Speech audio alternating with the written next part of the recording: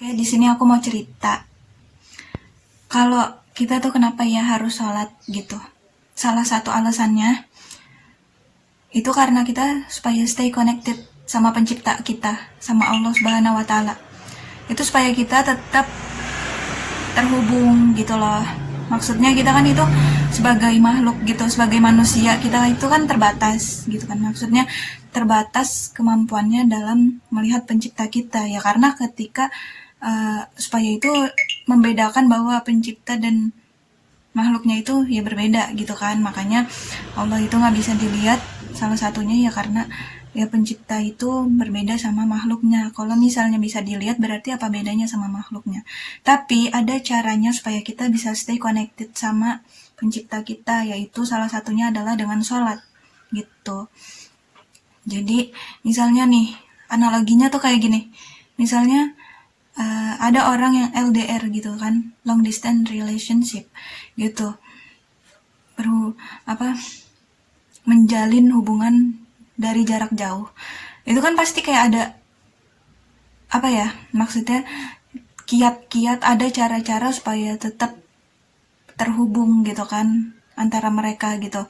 Ya maksudnya misalnya kayak setiap jam 12 kamu nelpon aku ya gitu. Setiap jam 4 kamu kabarin aku ya, kayak gitu kan.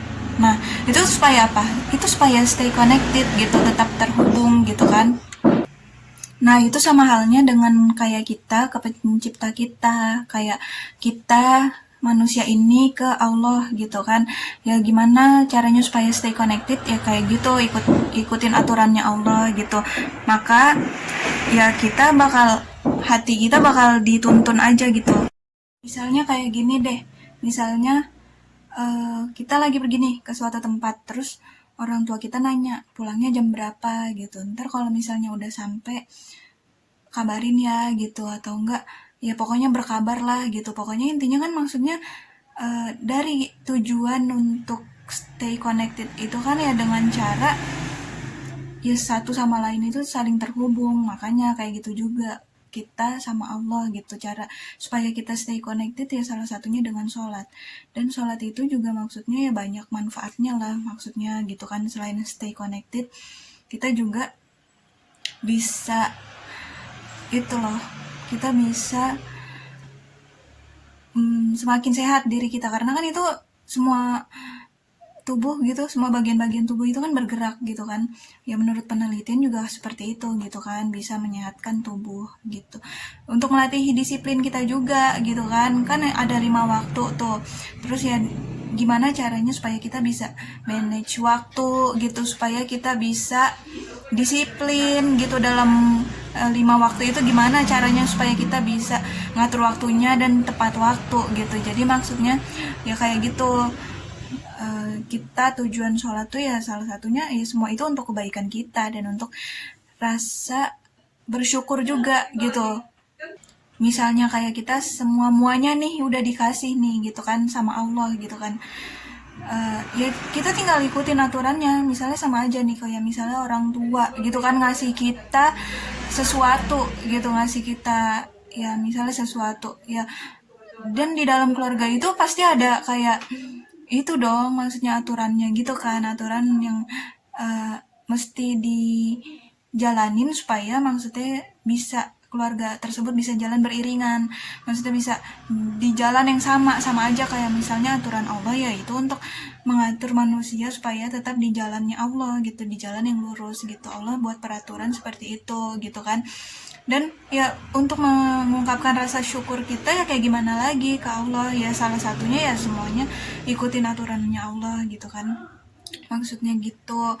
Nah, dan ya semua yang kita lakuin juga pasti untuk kebaikan kita gitu. Kita dikasih udara gratis, maksudnya ya kita alhamdulillah bisa menghirup udara gitu kan, ya dengan gratis gitu, nggak pakai bayar. Kalau pakai bayar ya itu udah berapa gitu ya kan, nggak kebayar kali gitu.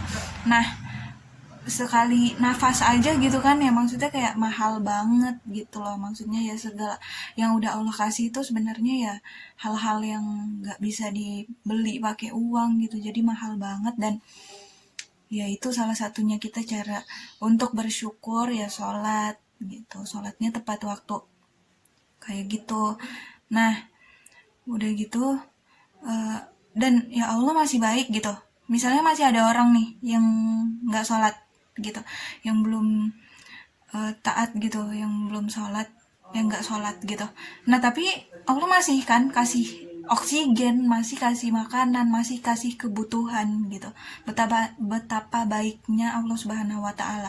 Coba kalau manusia pasti udah ngungkit-ngungkit gitu kan biasanya, maksudnya kamu udah dikasih ini juga, udah dikasih itu juga gitu, langsung maksudnya dibatesin gitu, langsung dihukum gitu. Tapi kalau Allah kan enggak, Allah maha baik gitu kan.